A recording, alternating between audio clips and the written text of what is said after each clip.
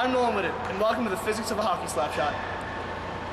Okay, this project is going to be focusing on three main aspects of a hockey slap shot.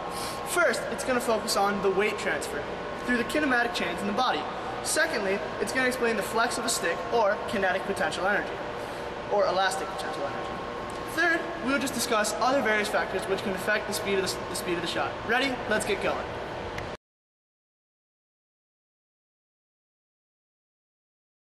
Okay, there are three main types of slap-off shots in hockey. First of all, there's a slap shot. This shot is used by defenders when reporting on blast a nice hard low shot. Net. And when you do it, it looks something like this.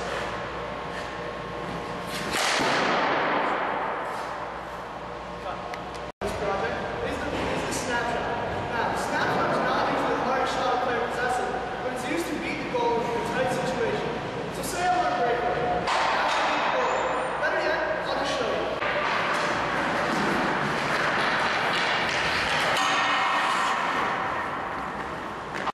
And lastly, we'll be looking at the wrist shot. Now, the wrist shot isn't as hard as the slap shot, but it's a little bit harder than the snap shot. The wrist shot is used when you don't have time to wind up for a full-on slap shot, but you also have more time than you need to do a snap shot. Allow me to demonstrate.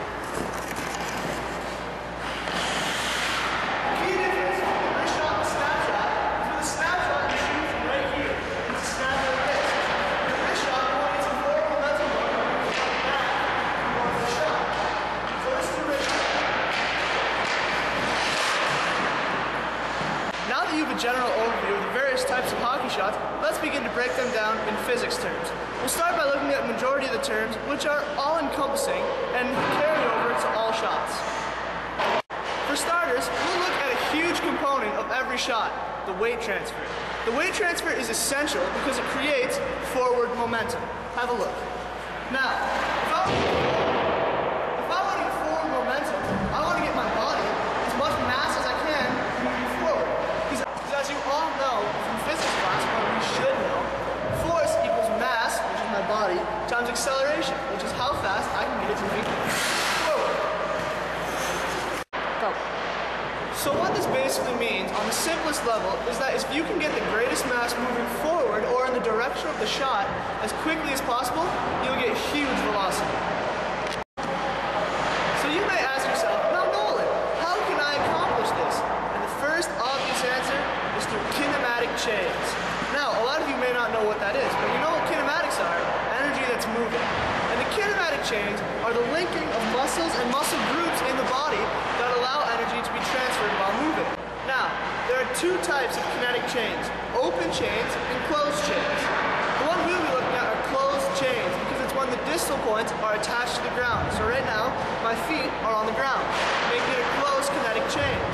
However, if I were doing something where my feet were off the ground, if say I were kneeling on a bench, that would be an open kinetic chain because I'm not attached to the ground in any way. So as you should now know, kinetic chains in the body are used to create force, or forward momentum in this case, through the transfer of energy. Now what I want to talk about is where it begins in the body. As you know, force is mass times acceleration, and a higher force leads to a higher velocity on the shot going into the net. So according to the transfer of energy, this is how it should look. Now, the first kinematic chain starts in the back leg. In the back leg, when you swing your arms back, your weight goes back onto this leg. From this leg, you want to transfer the energy forward through the core onto this leg. Simultaneously, the arms come through, creating a flex of the stick. From there, the energy is transferred into the hands, in the stick, and finally onto the puck. So this is what it would look like if this was an episode of Sports Science and this was the super slow-mo.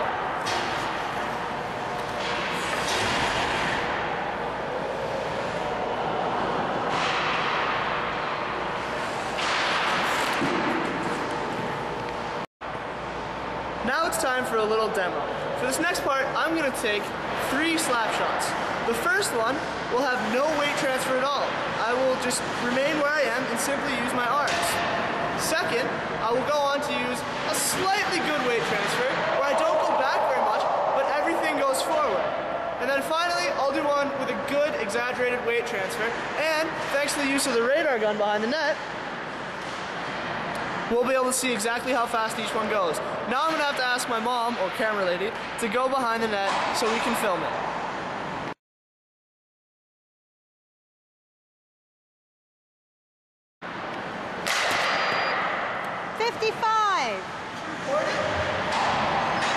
Did you record?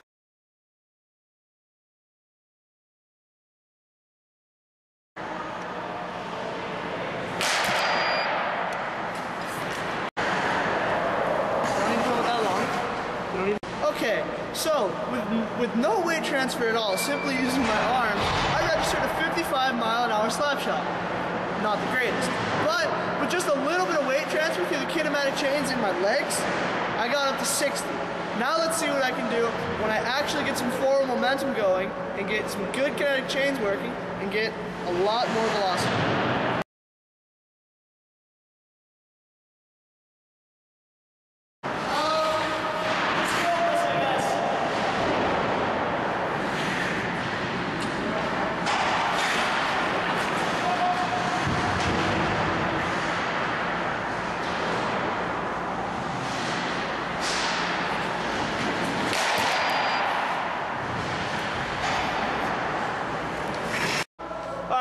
So with no weight transfer at all, I registered a slap shot of 55 miles an hour, which, quite frankly, is kind of terrible.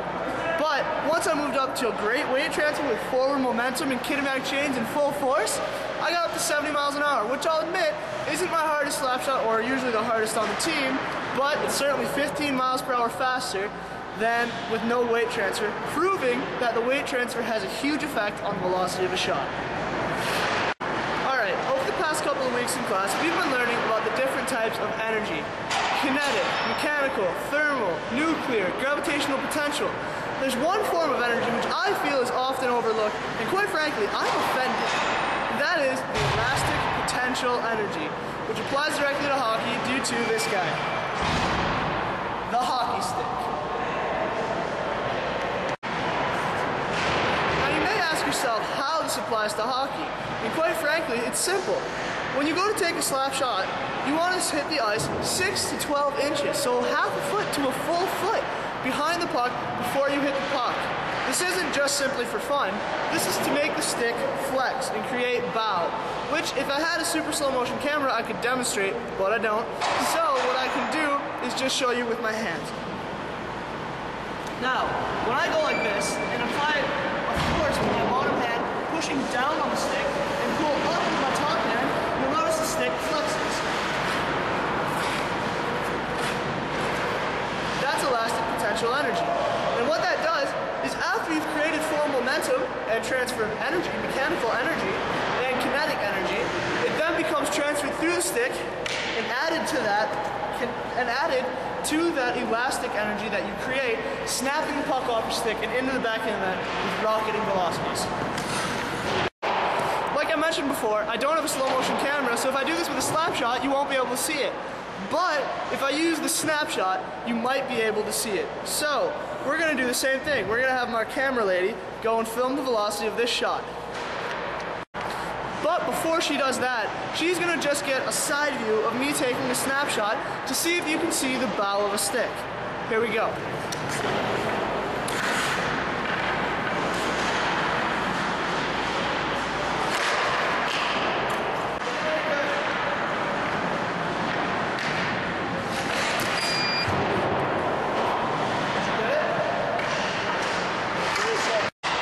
So hopefully now you've seen the effects of elastic potential energy.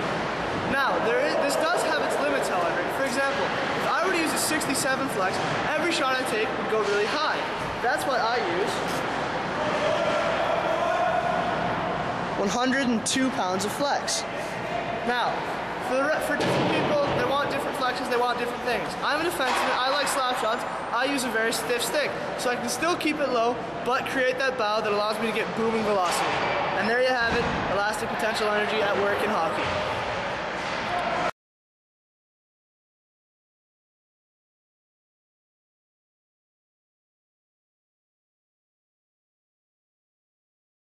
Go ahead. Are you going? Wait, stop.